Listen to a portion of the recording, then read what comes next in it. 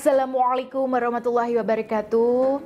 Ya, sahabat Bunda yang dirahmati oleh Allah. Baik, di edisi kali ini saya ingin mengangkat salah satu curhatan klien saya yang Bunda baca di awal tadi. Jadi Bun, suami beliau ini berkarir di sebuah instansi BUMN. Ya mungkin karena karirnya yang cukup moncer ya dan meroket, si suami ini jadi lupa diri dan jadi hobi selingkuh dengan banyak wanita. Bahkan terakhir kali, si suami ini kencan dengan seorang wanita di mana si suami ini sampai nggak mau melepaskan selingkuhannya. Nah, ibaratnya hatinya itu udah terkunci mati buat si pelakor yang satu ini. Dinasehati, diajak ngomong baik-baik, diingatkan dengan cara apapun tuh nggak mau. Bahkan diajak sholat pun dia menolak mentah-mentah Bun.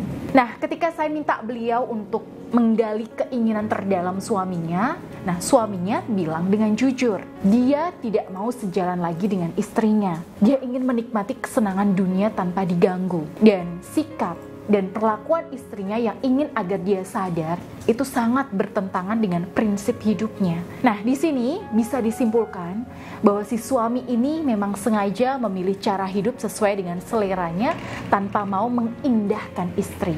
Jadi, secara prinsip dan tujuan pernikahan, suami istri ini udah bertolak belakang satu sama lain. Dan tentunya ini membuat aura suami istri ini ya tidak pernah padu, nggak pernah selaras sama sekali. Sebab secara spiritual, si suami ini juga sudah tertutup auranya oleh hawa nafsu dan pengaruh lingkungan bersama selingkuhannya. Nah, endingnya ya setiap hari cekcok dan gak selesai-selesai.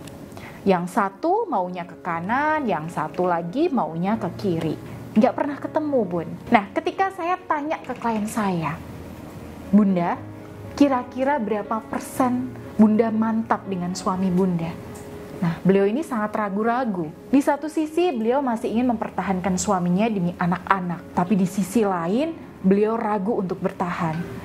Beliau punya pikiran untuk bercerai. Tapi beliau masih ragu.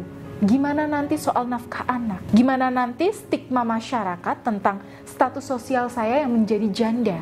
Dan sebagainya. Nah, di sini saya mengajak beliau untuk kembali pada niat pernikahan beliau yang ingin menjadikan pernikahannya itu sebagai ajang untuk beribadah kepada Allah. Artinya, kalaupun harus bercerai, keputusan untuk bercerai ini diambil juga atas dasar mencari ridha Allah supaya tidak terjadi kemaksiatan dan kezaliman dalam rumah tangga. Insya Allah, ketika kita bisa mengembalikan niat kita untuk beribadah kepada Allah, Allah lah yang akan menjamin semua urusan kita.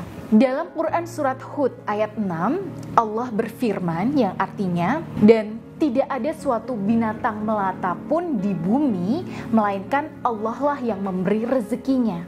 Dan dia mengetahui tempat berdiam binatang itu dan tempat penyimpanannya. Semuanya tertulis dalam kitab yang nyata atau Lauhul Mahfuz.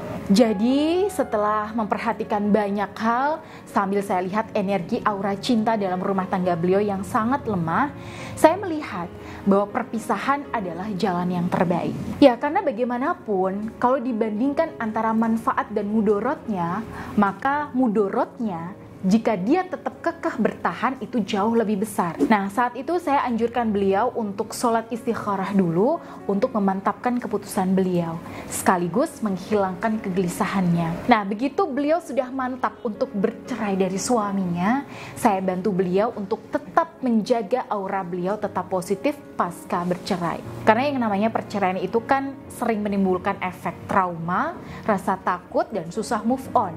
Dan ya emosi-emosi negatif lainnya. Karena itu saya berikan beliau semacam post-divorce terapi ya, atau terapi pasca perceraian untuk menetralkan semua beban emosi negatif yang tersisa akibat perpisahan beliau dari suaminya. Sekaligus untuk ya menjaga aura daya tarik beliau tetap terpancar dengan kuat. Baik, itu tadi Bun beberapa hikmah yang bisa kita ambil dari pengalaman salah satu klien saya di mana suami itu punya hobi maksiat dan kondisinya sudah tidak bisa diajak berkompromi lagi. Jadi buat para sahabat Bunda yang sedang punya masalah rumah tangga dan butuh bimbingan spiritual dari saya, silahkan Bunda bisa mendaftar melalui nomor yang ada di sini. Baik, akhirul kalam, wassalamualaikum warahmatullahi wabarakatuh.